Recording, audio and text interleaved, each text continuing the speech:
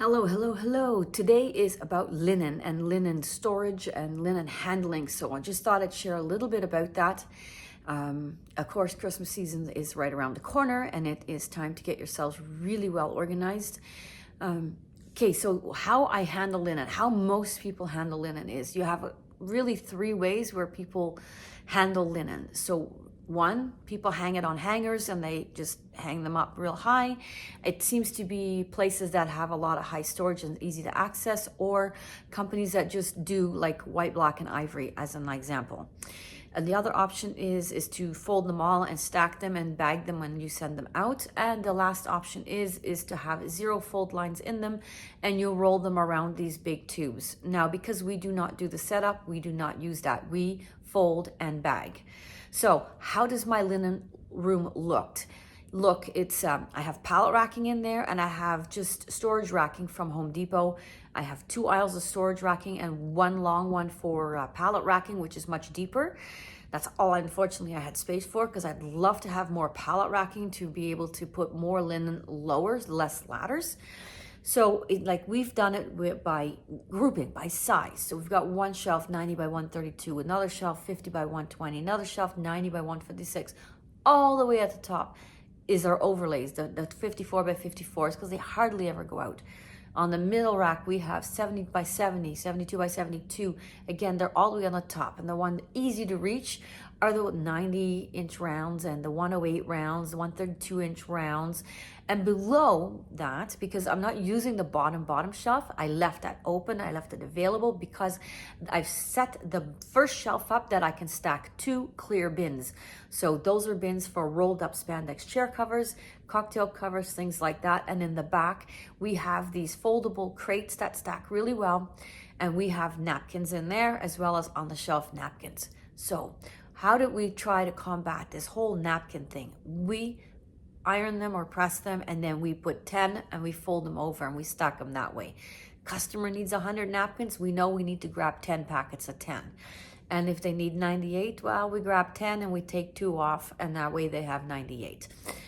Again, when you're doing the selling though, it's always highly recommended. If your customer says, I got 98 guests or I got 96 guests, don't rent them 96 napkins, rent them the 100. Let them know, listen, this is, we're still humans in the back. I would hate for you to be short a napkin and you wouldn't know that until the day of the event or at the time when you're setting up, and we may be closed then. Highly recommend get a few extra napkins to be safe.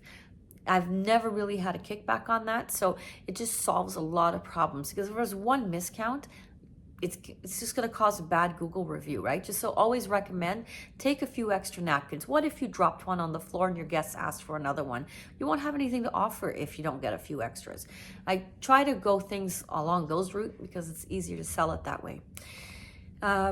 The other side of 120-inch rounds on those racks, they're not really wide enough or deep enough for 120s to fit one in front of the other. So we pulled that rack out away from the wall a little bit, and we put down coroplast so that we can get 2.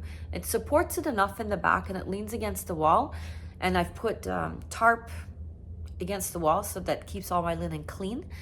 And that's working beautifully, which is great. And again, below that rack, it's all bins, and all my long bins are there. My long bins have sashes in them, and we stack them in 10s, fold them over in half. So we know when we're counting inventory, those are packets of 10 or packets of 5, whatever works for you. Runners, they're in there 1 by 1, because when I fold them in 4, it takes up the entire length of the bin. I also have some universals that fold really nicely flat into 4. I have them on the shelf, keeps it super simple. Up on the top, big bins for all the chair covers that very rarely go out, but they do need to be folded. And what we've done is we stack them in there in groups of 5. So if the fold mark is this way for 5, and then we put the next one in the fold mark on the other side. So this makes counting so much easier, because who wants to be up on that ladder in inventory time counting? And also when you're trying to pull down, like 75 of those chair covers, it's easy to find 5, much easier to get them down that way. And I think this is pretty much it for linen, for storage, and how we've got it all organized. For the detergent, and the extra detergent for stain remover and all of that. We pretty much subscribe to Ecolab. It seems to be the best that we've come across. It has reduced our rewash significantly. We have tried many other ones, just not the same. We have 2 rollers. We have a small one that you sit at with a foot pedal. We use all the small stuff on there, and then the big one for all the larger linen. Now, can you do napkins and that on the big roller? Absolutely, it goes much quicker. But sometimes the linen person also gets tired, right? So, she'll have a seat and she'll iron the napkins there, or the sashes, and typically our own smaller roller. They tend to work better there. Hopefully this was helpful, and that you can get your linen room organized and get it organized over the winter now that it's starting to be Christmas season. Okay, you might be busy, but after that, it is inventory time, and it is time to be really super diligent about getting yourself organized, because next season, you want to be ready to rock and roll. So make it a great day. Take care.